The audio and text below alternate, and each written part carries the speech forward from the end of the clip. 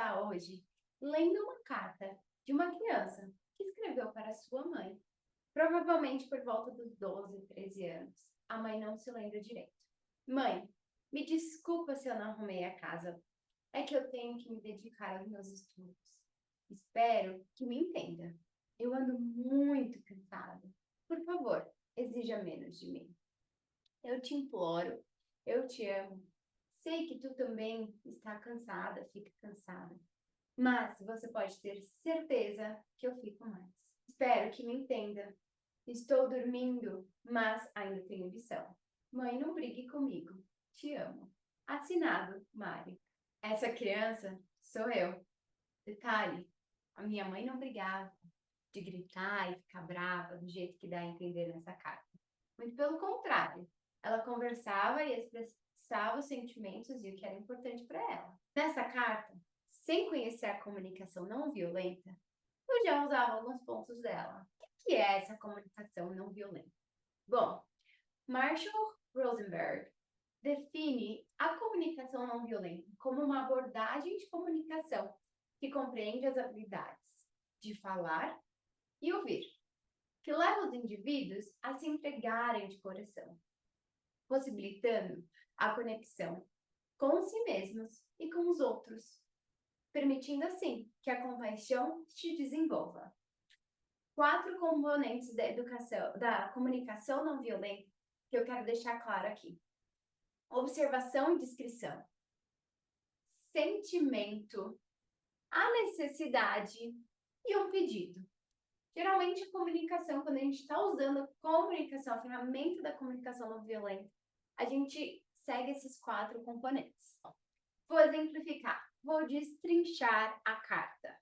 Mãe, me desculpe se eu não arrumo a casa. Bom, me responsabilizando total pelos meus atos e criando uma conexão com a minha mãe. Né? Eu estou descrevendo, me desculpe se eu não faço isso. Né? Claramente é assim que está a casa. É que tenho que me dedicar aos meus estudos. Eu não usei o mas, apenas acrescentei, sem dar a ideia do que foi falado antes. Não é importante, porque às vezes quando a gente usa o mas, dá uma ideia daquilo que nós falamos antes não tem validade nenhuma, não é válido. Espero que me entenda. Eu ando muito cansada. Expressando minha necessidade, né? Na verdade, estou expressando meu sentimento, minha emoção, estou cansada. E a necessidade, eu preciso descansar. Exija menos de mim. Pedido. Eu te imploro. Pedido com um pouquinho de drama, né, galera? Eu te amo e sei que também fica muito cansada. Conexão. Mas você pode ter certeza que eu fico mais. Um drama aí nessa história toda. Espero que me entenda. Eu reforcei. Estou dormindo, mas ainda tenho lição. Não brigue comigo. Então, antes que você fale alguma coisa, mãe, não briga comigo, tá? É um pedido. Isso aconteceu porque a minha mãe também lidava comigo assim, por conversas. Ela tentava ao máximo atender minhas necessidades, respeitar meu momento, respeitar minhas opiniões, e havia, e ainda há, uma conexão muito forte e um respeito gigantesco entre a gente. Tem limites estabelecidos. Não significa que minha mãe deixava eu fazer tudo. Não significa que minha mãe, né, deixava eu zerar. Mas ela também não era brava de colocar de castigo, de gritar, bater, nada disso. Né? A comunicação sempre foi a base do nosso relacionamento. Julgamentos, agressividades, palavras que machucavam, não fazia e não faz parte da nossa comunicação. Eu consigo pensar em situações dessa carta que as mães iriam brigar com os filhos, chamar de preguiçosos, julgar e não entender de fato que realmente, né, que a criança está cansada. Nós tentamos encontrar uma solução que seria bom para as duas. Não foi tão simples. Não funcionou de primeira. Ela não sabia lá atrás o nome disso, mas ela vivia a parentalidade consciente. Ela escolheu coletar todas as coisas boas que a minha avó fazia e passar adiante. Agora, tenho cada vez mais clareza que era a parentalidade consciente. A parentalidade consciente tem uma base científica. Eles têm estudado cada vez mais o que acontece no cérebro das crianças quando tem uma conexão melhor, quando tem um respeito mútuo. Porque muitas vezes a gente esquece que a criança também é uma pessoa. Né? A gente tem, não, a criança é adulta, eu sei mais, ela sabe menos. Não, é uma pessoa. A gente não liga gritando, batendo com outro adulto. A gente deveria parar de pensar. Se fosse um adulto, eu iria reagir da mesma forma que eu ia reagir com essa criança. Acho que toda vez que você fizer alguma coisa que depois você ficou pensativo sobre, faça uma reflexão para ver se se o seu comportamento condiz com aquilo que você acredita. O que é a parentalidade consciente, então? Bom, ela surge precisamente como uma forma de estar e educar consciente, mais alinhada com aquilo que são os seus valores. Quando eu falei lá em cima que respeito é uma conexão, é um valor muito forte entre minha mãe e eu, isso se dá porque respeito está no top dos valores dela. Inclusive, é um dos meus valores mais altos, é o respeito. E ela vivia o respeito, ela transbordava respeito e amor. E é isso que ela passou. Não tem como a gente passar para a criança aquilo que nós não fazemos. Não tem como a gente querer que nossos filhos sejam respeitosos se nós não respeitamos.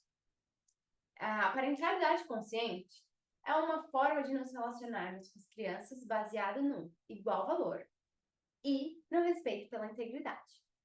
As emoções e opiniões das crianças têm tanto valor como as dos adultos. E todos merecem ter sua integridade física e psicológica respeitada. Isso não quer dizer que a criança pode ter e fazer tudo o que quer, apenas que deve ser respeitada da mesma forma que um adulto precisa ser acolhida. Criança precisa ser acolhida também. Numa relação consciente com crianças, o adulto é o cuidador, é o líder da relação. Né? A gente tem que sempre manter isso em mente, que nós somos os adultos. Nós conseguimos controlar, pensar, racionalizar, porque nosso cérebro já está formado, pronto para isso.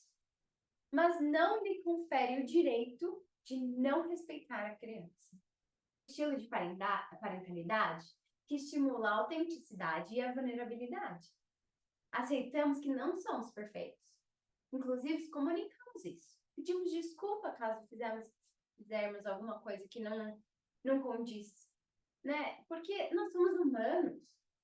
Nós não somos perfeitos. Nós somos humanos. As coisas vão acontecer. Muitas vezes a gente faz coisas que depois a gente pensa e fala, putz, não deveria ter feito. Vou pedir desculpa por ter feito. E é lindo de ver nas relações familiares, né? Tem uma situação, inclusive, que acabei de lembrar aqui, que uma vez minha mãe segurou meu braço mais forte. Ela não bateu.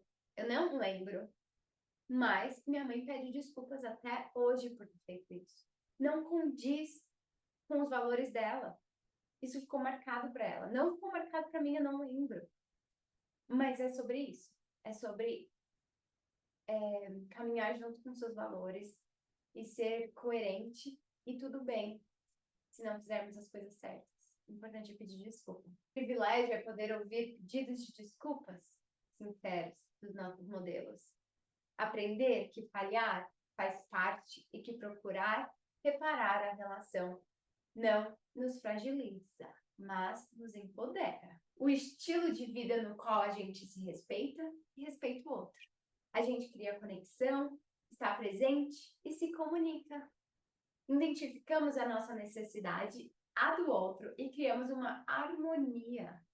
A parentalidade consciente é possível e é um estilo de vida. Faz muito sentido, principalmente depois que você percebe o adulto que sua criança se tornou. Obrigada.